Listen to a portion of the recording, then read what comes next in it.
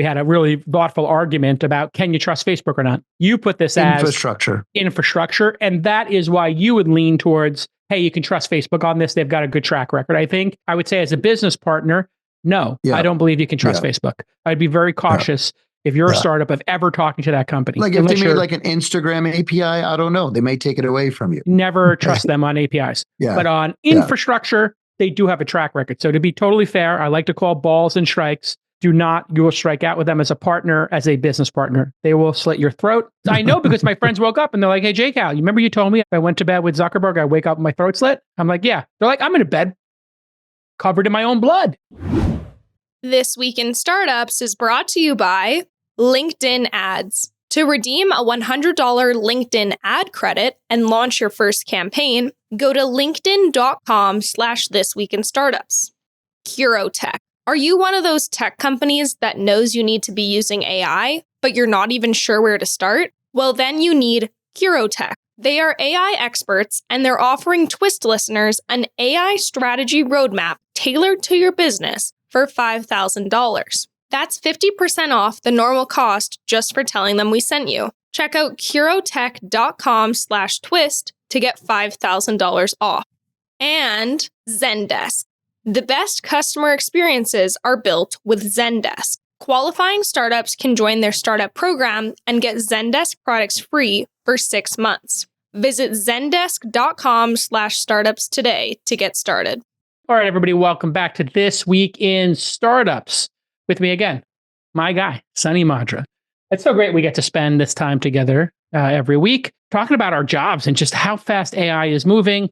This has been a really significant start of the year because here we are, we're in the first half of the year and so many big sea changes. And of course, Facebook coming out of last place, as we described in the last episode, and now in the top 2 or 3 language models, depending on who you believe, is a series of events we did not predict.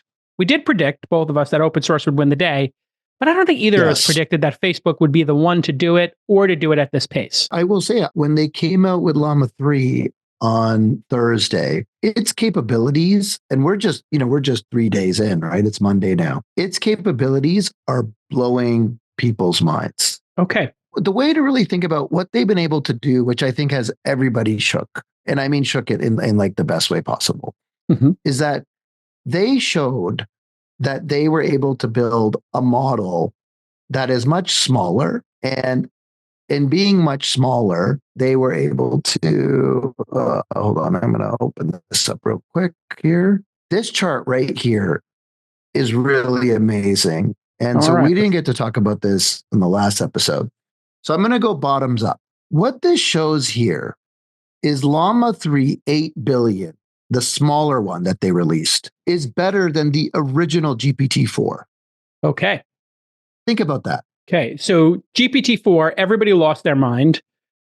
Yes. And thought, hey, that killed 1,000 startups, yada, yada. Yeah. There was a lot of brouhaha. But their light version, in other words, their little 8-ounce mini bottle that you get at a fancy, hotel lobby. You know what I'm talking about? The little Coke bottles they give you. They pour like the little 8-ounce bottle. It looks very dramatic. Exactly. Their mini Coke is better than the 2-liter bottle that OpenAI.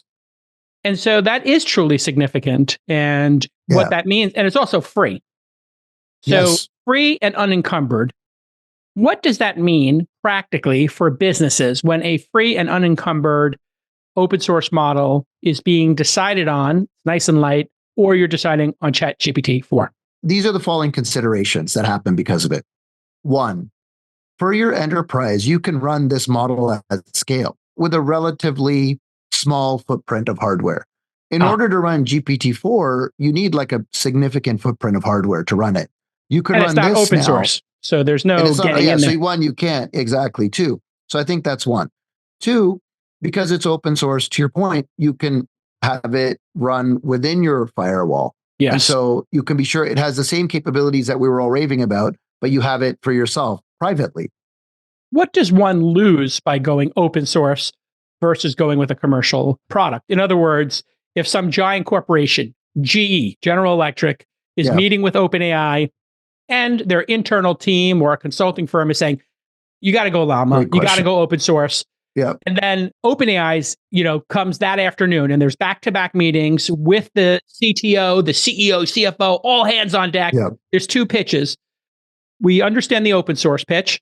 Now give me how the ChatGPT team, the OpenAI team, or any other commercial product, it could be Oracle, it could be Salesforce, would come in and say, hey, listen, here's why you don't go open source. Yeah. So typically what has happened in open source, and this is what's going to be unique with Meta, whether it's Linux and Red Hat, I'm going to put these examples together, right? Okay. Or, Kafka and Confluent, right? There's always a commercial company that has a majority of the open source developers working for them or on their payroll or something like that, that can provide support, that can basically take feature requests, and they're the commercialization arm. Right. And so the example I always give for that would be, you can host on WordPress.com, or you can download the source code on WordPress.org. And my friend Brian Alvey, my former partner, shout out to my bestie.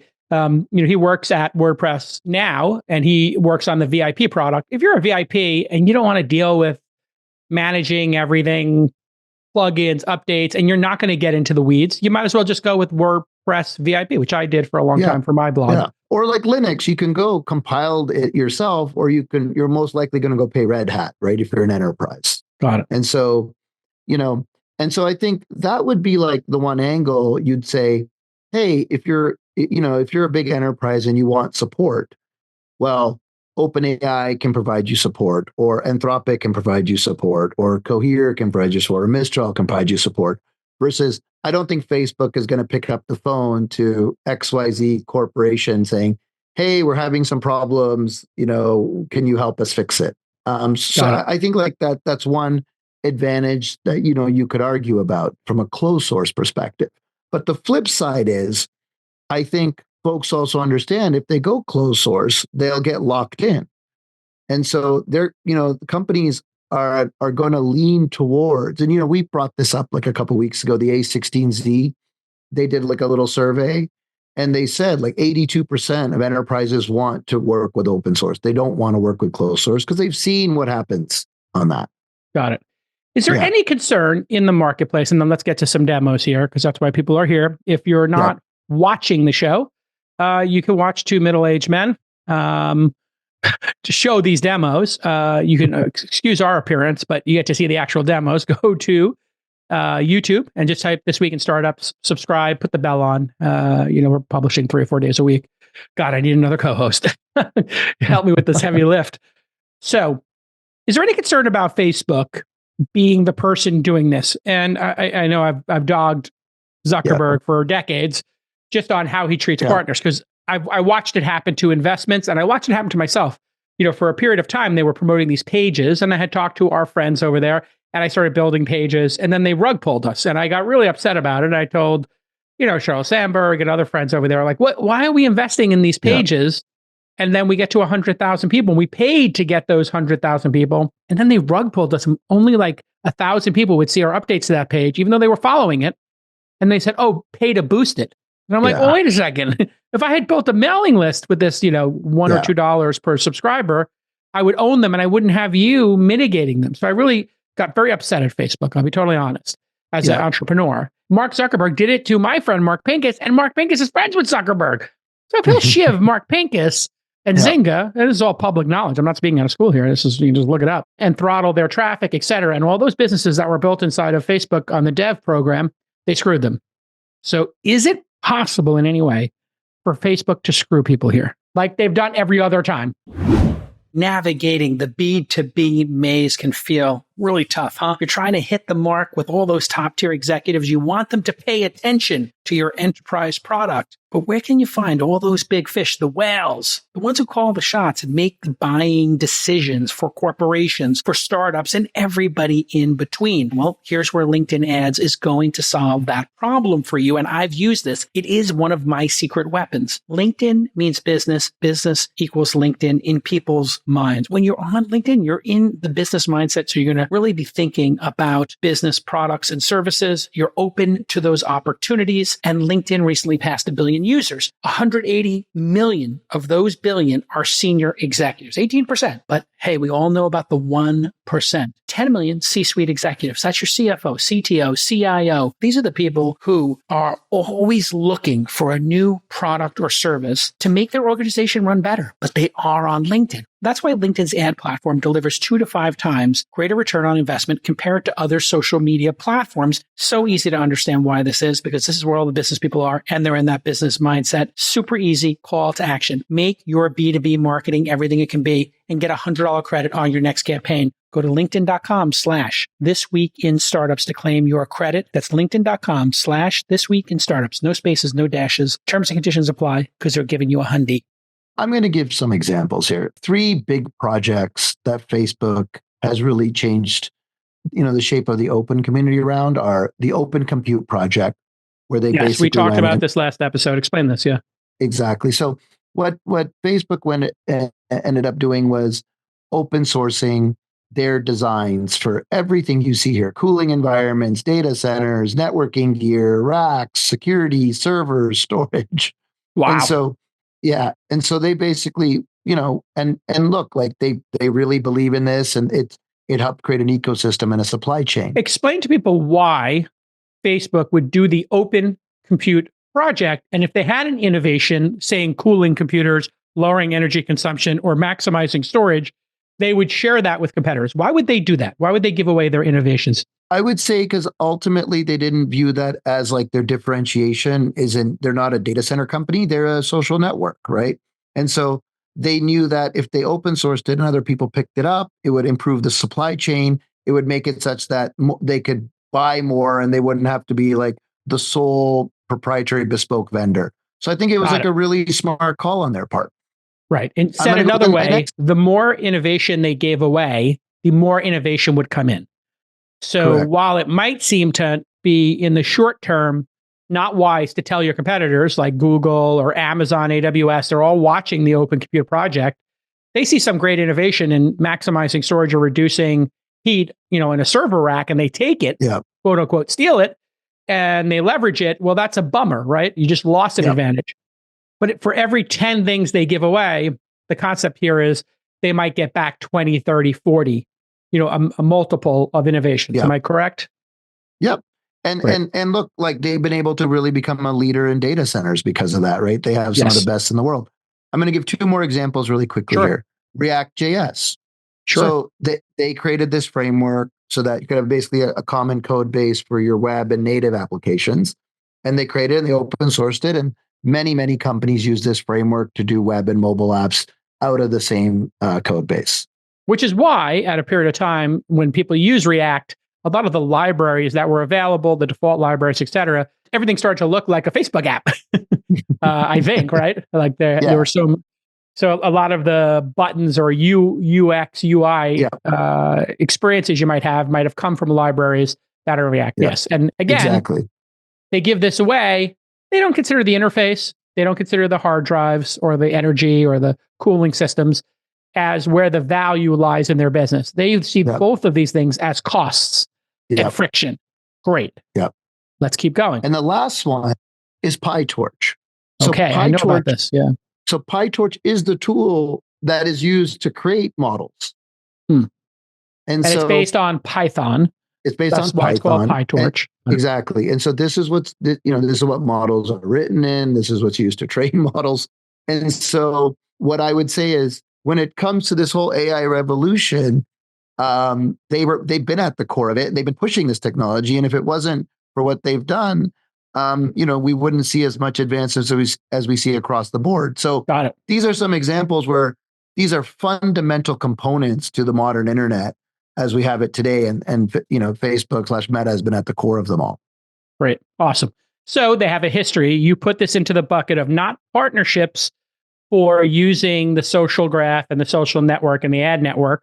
You put this as infrastructure. And that is why you would lean towards, hey, you can trust Facebook on this. They've got a good track record. I think that you've won the argument here. I was putting it up there to make sure we had a really thoughtful argument about, can you trust Facebook or not?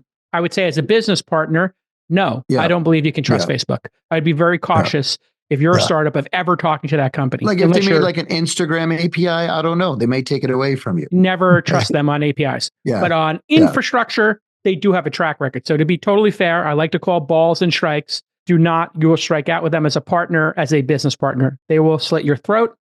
Conversely, on open source, they'll be delightful. Listen, I'm saying it, not you. Yeah, okay. Because my friends woke up and they're like, hey, J-Cal, you remember you told me if I went to bed with Zuckerberg, I wake up with my throat slit? I'm like, yeah. They're like, I'm in a bed covered in my own blood. Ooh. Sorry for the metaphor, folks. I'm just calling balls and strikes here. All right. It's a little spicy. Today, it's Monday. We're off to the races. All right. Okay. Taping on Madra Mondays, release on Terrific Tuesdays. Okay, go ahead. Terrific Tuesdays. All right. Okay.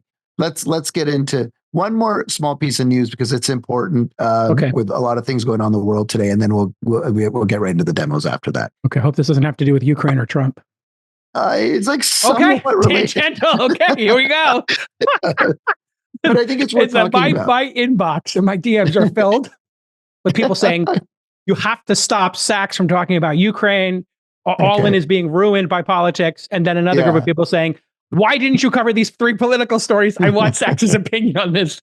It's hilarious. You guys should just do an offshoot show where it's all politics. I think a politics roundtable would be hilarious. Yeah. And then we could all road into it if we want to. And I would do it with Sachs. All in politics, me, Sachs, and then and it was all just that. That's a great idea. Let me float that with Sachs. Because imagine it was me and Sachs, and then a Democrat, and then maybe somebody in the middle, and then I moderate. That would be pretty dope. Okay. Yeah. So let's keep moving. All right. So look, this is just a quick one. This came out on Friday, or maybe it was even earlier in the week, which is the U.S. Air Force did a dogfight with a F-16, I believe, that was being flown by AI. It had some people sitting inside of it. They showed right here, but and it participated in a dogfight against a human flown F-16, and so I think we know who won. They didn't share the results, probably for obvious. That's fairly obvious. This is what's going to happen. I mean, if we play video games, the AI, obviously trounces humans over time, and the AI adapts. So this will be a great way to train our humans, just have the AI train them and look for flaws. And you'll probably have pilots up there and they'll click the AI button and then you have the pilots as a backup. Yeah. And I got FSD 12 yesterday. Yeah. And I've done 2 rides on FSD 12. It's your personal F-16. Well, I'll just say, I don't think like you could turn on the network tomorrow, right? I always like to call balls and strikes here. Everybody knows the rules, even though I might have friends over at a certain company. I'm always going to tell it to you straight. FSD is not taking the steering wheel out this year or next year. But like Cruise or Waymo, I think if you put a safety driver in, they could launch, and we'll find out on August 8th when the robotaxi launches. I do think FSD 12 represents something significant in terms of improvement. It feels a little more human than the previous. I was on, I've been using autopilot since day one. And I did a couple of drives, and there were a couple of intersections where it had to intervene, and a human had to take over, and it was a little dicey. But, very few. Like maybe 2 per ride, maybe 1 every 10 minutes. And this is street driving. On the highway, it's bulletproof. So I'd say on highway, no disengagements. But on streets, which is where a lot of those rides are going to occur, it needs interventions like once every 10 minutes, I think. Driving around the peninsula. And so I do think they'll iron those out very quickly. I could see robo-taxis starting next year sometime with a safety driver, and I could see them removing the safety driver and having remote interventions, which is how Cruise did it. And I believe that's how Waymo's doing it, a human intervention. Yeah. Maybe, 2026. Yeah. That would be the timeline I would be on. Humans in it, 2025. No humans in it, 2026. And then maybe the network expands 27, 28. Wow. Okay, everybody, it's your boy J-Cal here, and I've talked a lot on This Week in Startups about how the smartest startups are shifting their engineering firepower to Latin America to boost their efficiency. It just makes sense. You just think about how many amazing developers there are in Latin America, and they're on the same time zone. And of course, you're going to save money. The cost of living is completely different, and the salary structures are different. So this is where Curotec comes in. Curotec, Curotec. When you partner with their team, they get you up and running quickly. free, and they give you the ultimate flexibility to scale up or down as you need to. Curotec takes the headache out of things like payroll and compliance, and they just connect you with the best talent out there. They are trusted by industry-leading innovators like Automatic, the makers of WordPress, and Comcast. Find out why at curotec.com/twist. Stop waiting and be proactive about hiring the right people. Head over to curotec.com/twist, CUROTEC.com/TWIST, and get ready to boost your team's productivity with an elite Latin American engineering team at a fraction of the cost of a US developer.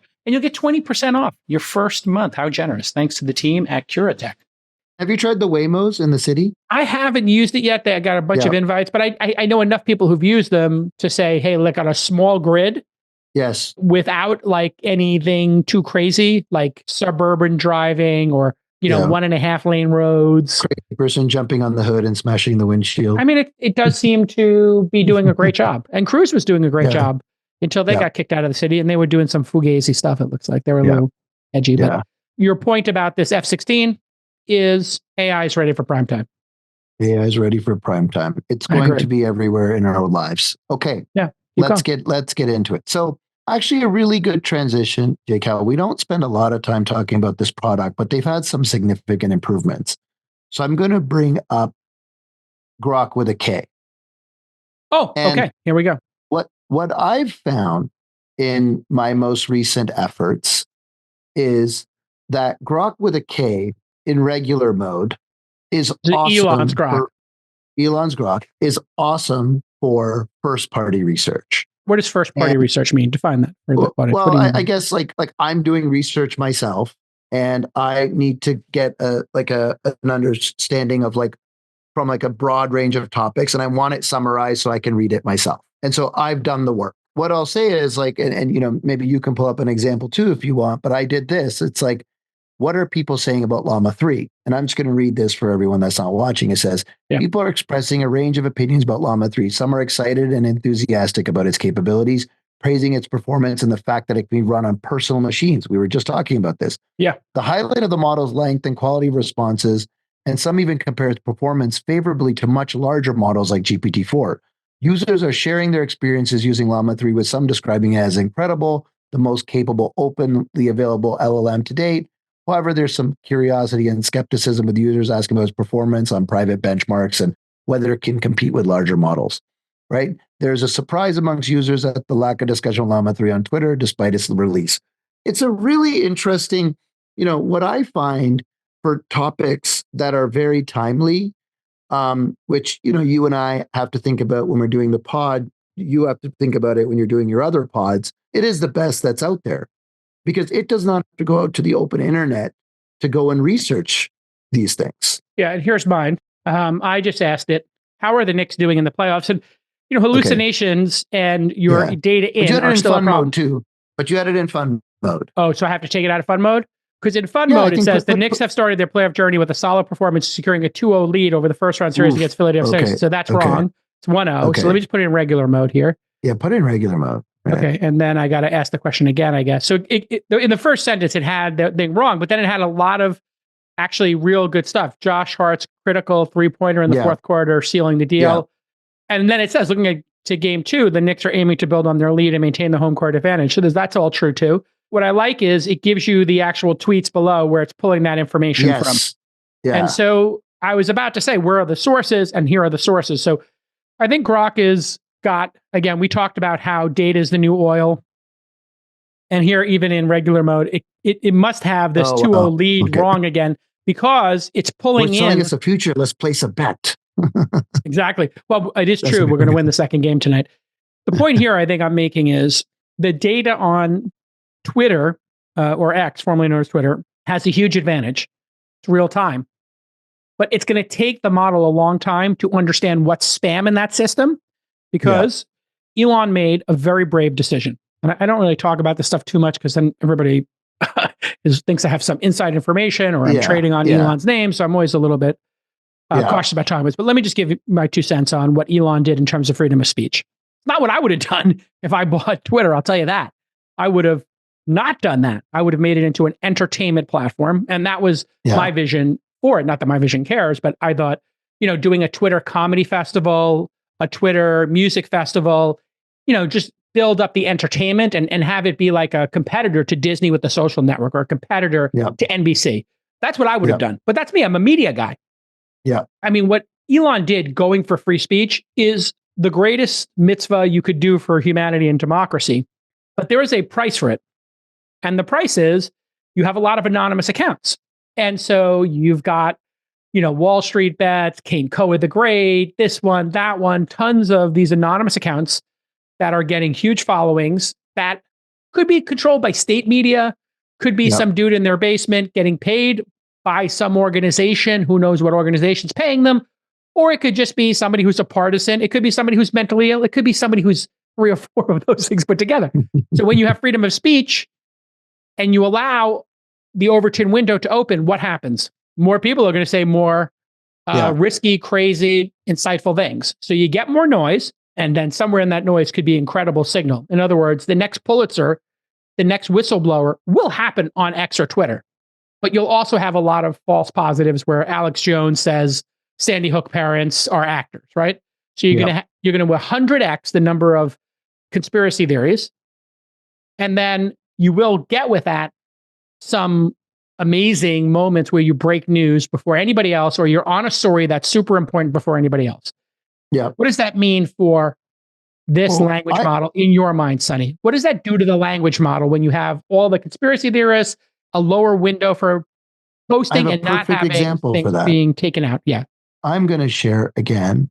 Okay. And I asked, again, because this has a mix of people saying a bunch of things, especially this weekend with all the releases. When is GPT-5 coming? So what are people saying about GPT-5? And it's going to give me a bunch of things here. And people are saying, hey, maybe it won't be as significant as a jump. And so you're getting the, like you said, the reference from what people are saying there, which is awesome. And then you can say, when will it be released? And it says, hey, I really like this. The release date for GPT-5 has not been officially announced yet. However, there is speculation and rumors that it might be released mid-2024, possibly during the summer. It's important to note that these are based on reports and insider information rather than official statement. So what I think... It nailed that. Yeah, so like for me, I find that there's a treasure trove of incredible information on Twitter. Okay. Twitter search sucks. Yes. It's totally unusable. And what I found with the Grok with a K is that it now gives the ability to look through all that signal and noise and pull up the valuable information. Yeah. So that's what the language model is going to have to learn. Don't you love that warm, fuzzy feeling when a business appreciates you and then they treat you like you're their most important customer? VVVIP. I love that. And that's why I love Zendesk, because they're going to let you do that for your customers. They offer a suite of tools made just for startups. Now, of course, big companies use it too, but they are really focused on startups. So you can start building relationships with your customer through amazing support experiences and without growing your headcount. There's less money in the ecosystem. Everybody's got to be efficient right now. And it's so easy to set up. It's made to scale as you grow. So if you've got 100 customers or 100,000, it's going to work just perfectly. And they give you all these great metrics, so your reporting's easy. This keeps you and your business agile and your investor ready. The best investors are going to ask you about your customer support, how you're doing it, what comes up. So here's one of their great customers at Zendesk. It's called Openly.com. And they are an insurance startup, and all their agents answer chats and calls in 30 seconds or less. That's so fast. And when you get that kind of response time, you are going to delight your customers. They're all going to feel like VIPs. And Openly is achieving a 96% customer satisfaction score. Guess what? Openly started on the Zendesk for Startups program, but they've grown so much with the support of Zendesk that they recently raised $100 million in funding. So congrats to Openly.com. Hey, you got a little plug there in the Zendesk ad. Well done. So here's your call to action. It's very simple. Apply for the Zendesk for Startups program and get 6 months free. Yes, 6 months free of Zendesk, and get ready to scale with the best in customer support. Go to zendesk.com/startups. Zendesk.com/startups. You can ask it like a really spicy question. And I guess this is what the team over there has got to work on. So here's a more spicy one. Listen, I hate to bring Trump into it, but the trial started today. And I just asked a very basic question. Is President Trump being framed by corrupt prosecutors? And this is a really weird answer. The perspective that President Trump is being framed by corrupt prosecutors is present in the information provided. I'm not sure what information being provided is, but maybe the links below. Yeah. Some sources and individuals express skepticism and allegations regarding the fairness of the legal proceedings against him. For instance, there are claims suggesting a political motivation behind the charges, with opinions stating that the legal actions are part of an effort to undermine Trump's political career and influence. Additionally, there are allegations of misconduct and bias within the justice system, with some individuals questioning the impartiality of the prosecutors involved. That's pretty down the middle, right? Because it's saying it's opinions. Yep. That's not inaccurate. It's a little kludgy, some of the sentence structure there. However, it is essential to consider that these views are not universally held and are often presented without direct evidence to support the claims of framing or corruption. That's true, actually. Very well done. The legal system operates on the principle of due process, and individuals are presumed innocent until proven guilty. That's true. The allegations of framing or corruption should be evaluated critically, considering the evidence presented in court and the legal process that are in place to ensure a fair trial. I agree with that too. In summary, while there are opinions and claims suggesting that the president is being framed by corrupt prosecutors, these perspectives should be approached with caution and examined in the broader context of legal proceedings. Okay, so it kind of punted on that.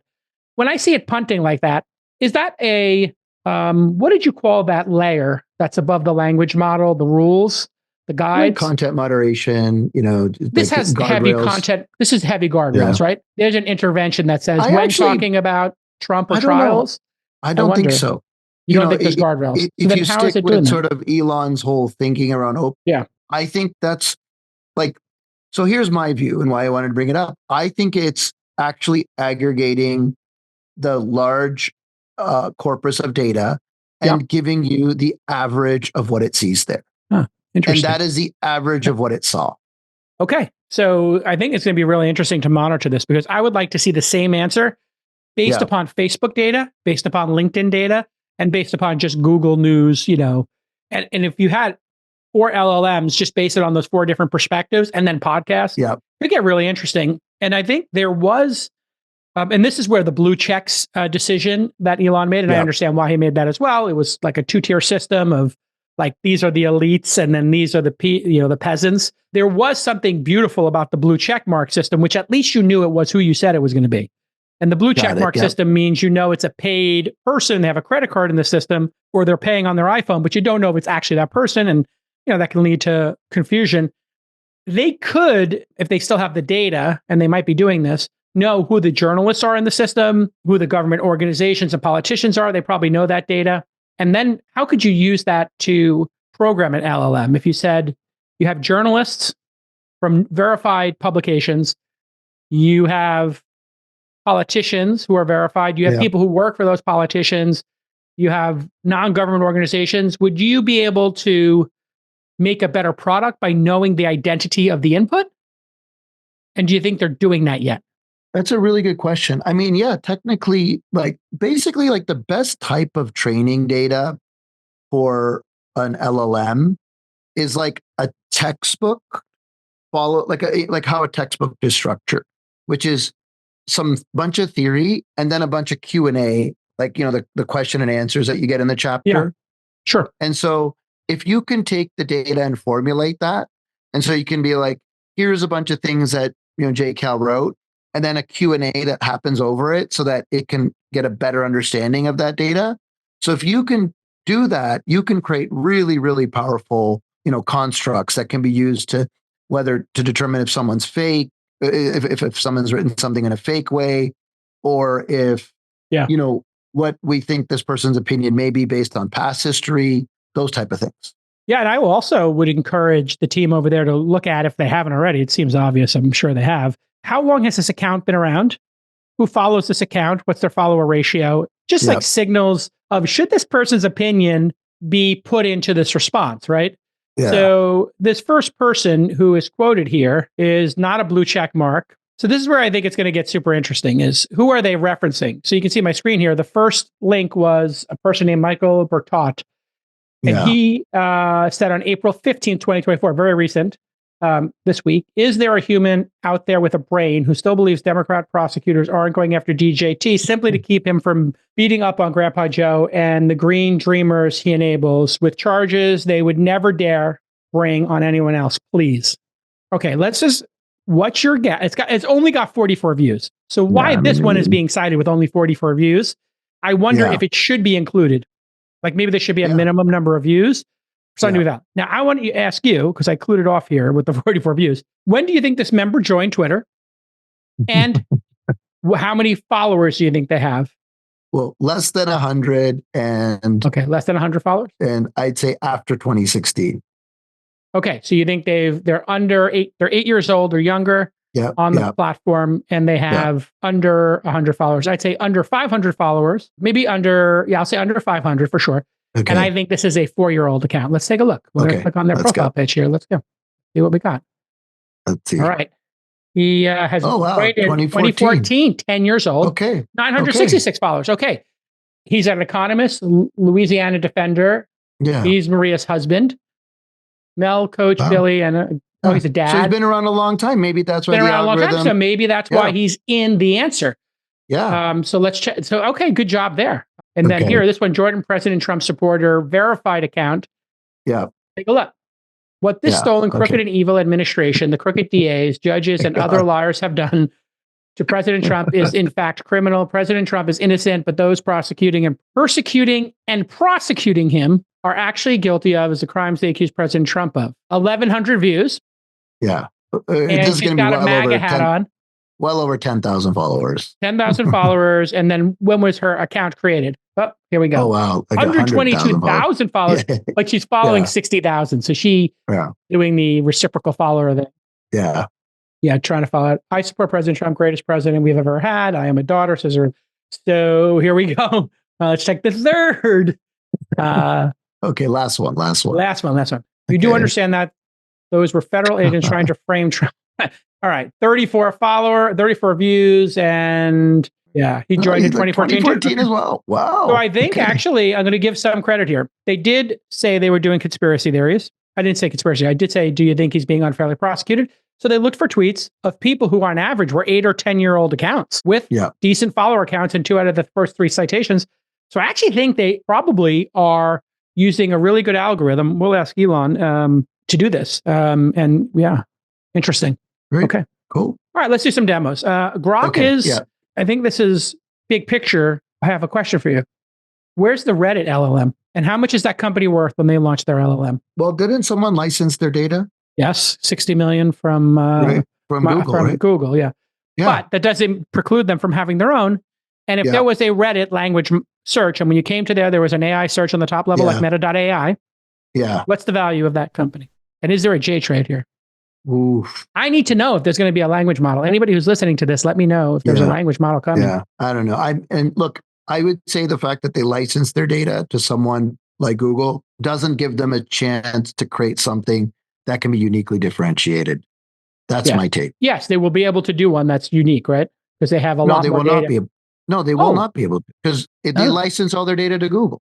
I know, but they have the real time in the community there. So I don't know if you saw, I was in the music community this weekend listening to my crazy headphones I got from my friends at headphones.com. It's not an ad, but I never accept free product. And these crazy guys at headphones.com were like, Jake, you inspired us with This Week in Startups over the last decade, whatever. Can we send you a pair of headphones? The guy wrote such a nice note. I was like, no, it's cool. I'll just buy them. He's like, no, it would mean a lot for me if I could send you them. Okay. I said, okay, pal, you can send them. Because my wife told me, like, be a little open-minded. If somebody wants to buy you a drink, you can do it. I don't know. I have a thing, like the way I grew up, I never like a handout. So anyway, the guy tells me how much he's making at headphones.com. I was like, okay, fine. Send me these. He sends me this Focal, F-O-K, Focal brand headphones. They're incredible. Okay. I get back from my trip to Austin, broken tooth, the whole thing. I tell the guy, listen, I use these Bathies, with the DAC built in. They're incredible. Thank you so much. These things cost $800. Oh my God. Yeah. He's like, did you try the other ones? I'm like, the other ones? He's like, I sent you these other ones. I said, okay. I open up. He sends me a 5,000 pair, the top of the line ones that have these thick cables. They plug into this giant DAC, not giant DAC, a headphone DAC. Yeah. And so I was listening to The War on Drugs, my favorite, like new band, not new, but new to me for the last couple of years. And I went to the music one and I said, here's what I'm listening to. I got like hundreds of comments back. I'm thinking when I do that kind of a thing on a Saturday night when the kids are in bed, what could the LLM do in real time? Yeah. And that's where it gets really interesting. I think the LLM should be going out there. When I talk about the war on drugs, it should say, here are other conversations about the war on drugs. Yeah. There are other bands like the war on drugs. Here are other discussions about headphones that you mentioned. Here's other things about the music service. I signed up for this music service. That's like a high-res music service called Qbuzz, Qobuz. Anyway, it should pick those things up and be doing real-time things about the discussion in the sidebar. So let's just leave it at that. And let's go to demos. I think Reddit, now that it's come back down to earth, I think it's back down to like a $6 billion company, 5 times maybe revenue. I think it becomes a buy when it's at 3 or 4 times revenue, based on the possibility that they could do something in AI. So I haven't put the J trade on yet. Okay, I'm thinking about putting a J trade. I'm thinking about a J trade. And then we talked about the J trade on Meta. Haven't acted on that because the stock is crazy right now. But I do think it's a possibility. What is it at today? I didn't even see it today. Let's take a look at the Meta stock here. Yeah. Meta stock price today. It's up 0.77. It's at 484. Okay. I think everything's going to be waiting on earnings, but if you look at the 5-year, you had that 378 in 21 go down all the way to the 90s when I bought it in September, summer. All right, let's demo, Jacob. We're going to run out of time. You only have a few minutes left. Okay. All right, here we go. This one is really cool. Marblism. So basically, it's prompt to fully deployed app. And so it takes a few minutes because you have to fill it out. They give some examples here. I did one, previously. Someone made like a Airbnb-like site. You can make a Twitter clone. You can make your own Asana. And so I went through the process of making a Twitter clone because we were going through it. And so I gave it some prompts, and it has my app ready. And there you go. I have a section that has like a user feed. I can post messages. I can create a profile. And so what's awesome about Marblism is it's taken all the little pieces that we've been talking about over the last year and just end-to-end platform. Love it. Yeah. So this would fall into the agent category as opposed to the co-pilot and tool. Yeah. So you're typing. This is not even beyond that. This is like end-to-end. Project manager. So this is like hiring a consulting firm. Exactly. Yeah. Okay. So this is okay. Hold on a second. Now we've got a new thought. You can you can have a co-pilot work with you. Yeah. The base level of using a language model is asking it a question. The next level is having a co-work with you as a co-pilot. The next is having an agent where the agent goes out and does things for you.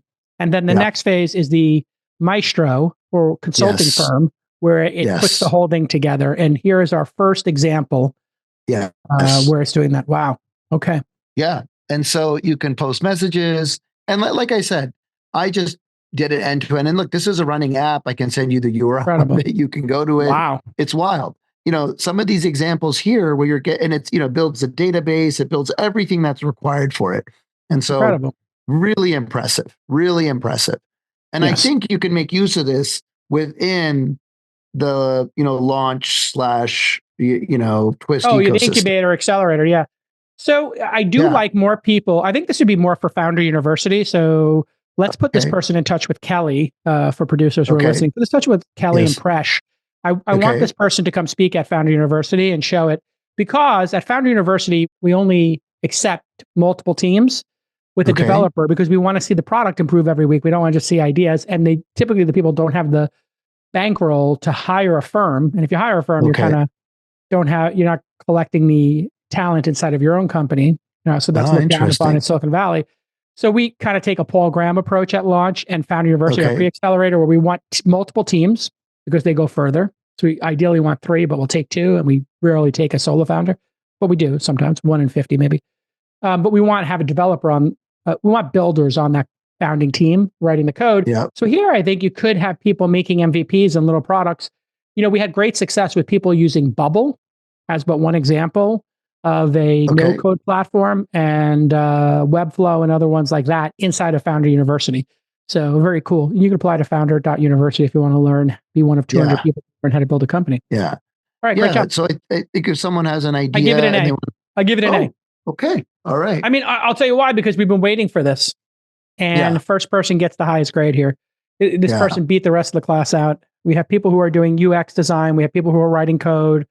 We got people who are provisioning servers and doing all that. To abstract it and put it into a maestro consulting category, this is big time. This is big time. This is like having And somebody could do this, by the way, for marketing or growth, where you say, make me a marketing plan and execute it. And it says, okay, my marketing plan is to do ads on Google. Here's your Google ads, Facebook ads, Maestro, TikTok stories. And you do the Maestro, just goes, boom, here's your 7-part, and here's your PR, here's your contacts you should go after, and just lays out the whole thing for you. And that's actually the next level of this, which is giving it a multi-stage complex project, right? Yeah, and I think if each of the components comes back with relatively clean code, that means you're able to connect the pieces, correct?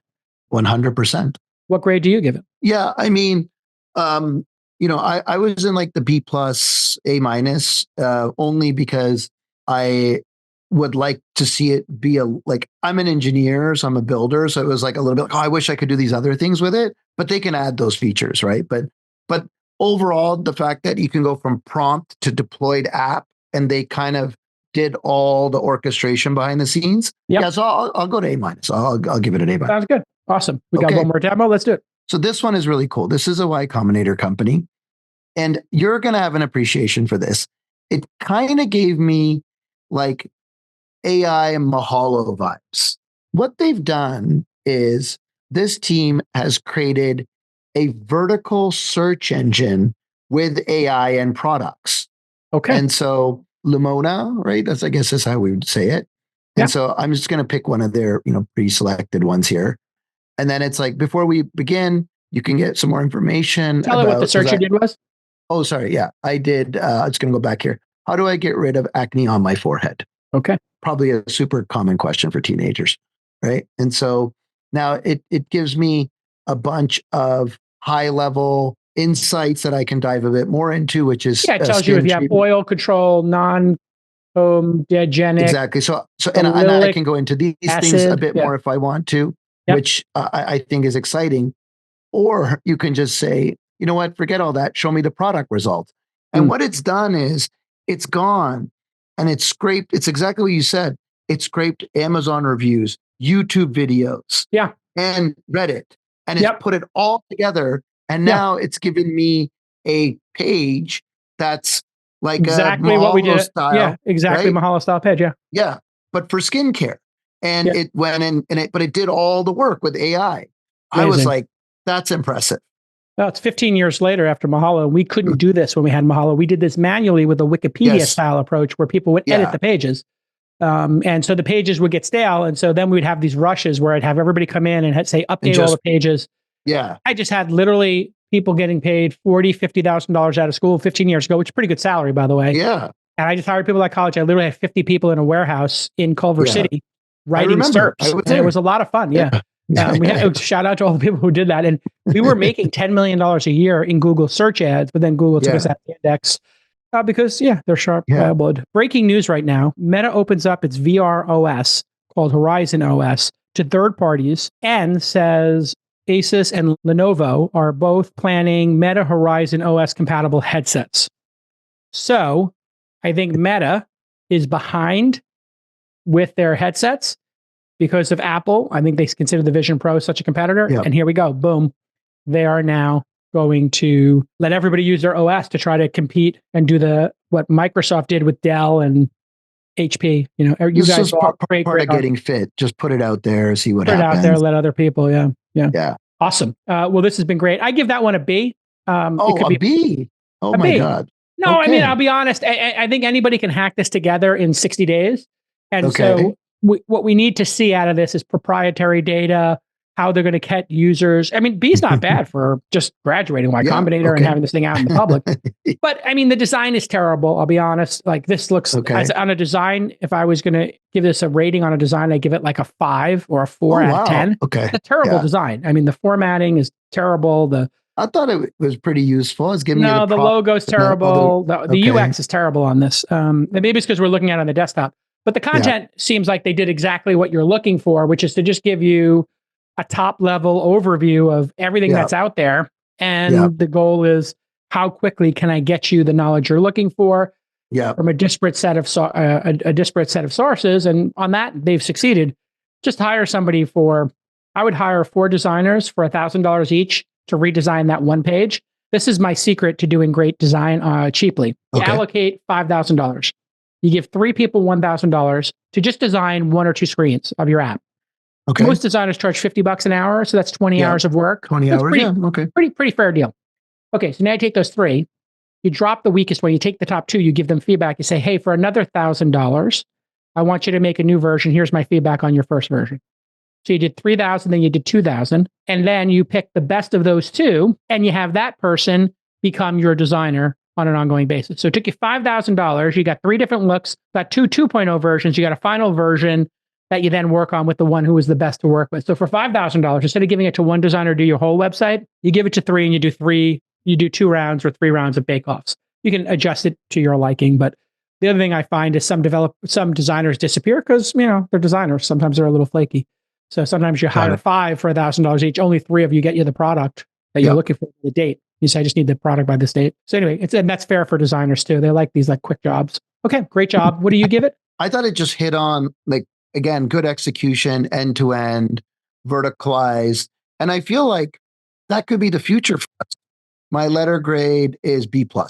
Okay, there you go, B+. All right, everybody. If you want to see all of our bets, thisweekinstartups.com/bets.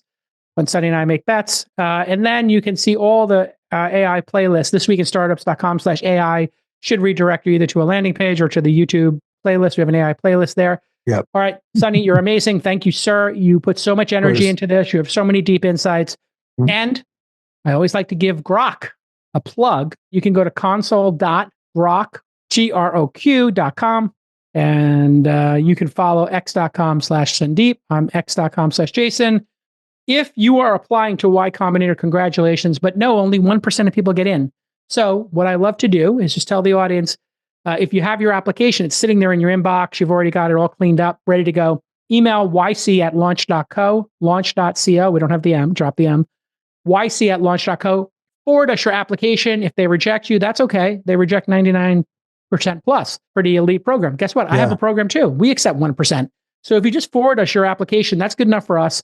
We'll get you on the phone with one of our team members. You do a quick introductory call. You explain us your vision. I'm going to guarantee anybody who emails yc@launch.co gets that introductory call. You meet one of my amazing team members, and they're going to hear your vision out. They're going to share it with our team.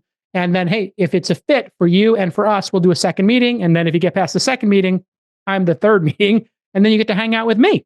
And I invest in 100 companies a year. And one of the great delights is I get to hang out with those folks every quarter. Basically, I do in-person stuff. So you can fly out and see me when I'm in New York, Austin, Miami, LA, or San Francisco. And we hang out for a half day, get some ribs, get some pizza, whatever, some sushi, some dim sum, whatever it is. It's all about the food for me.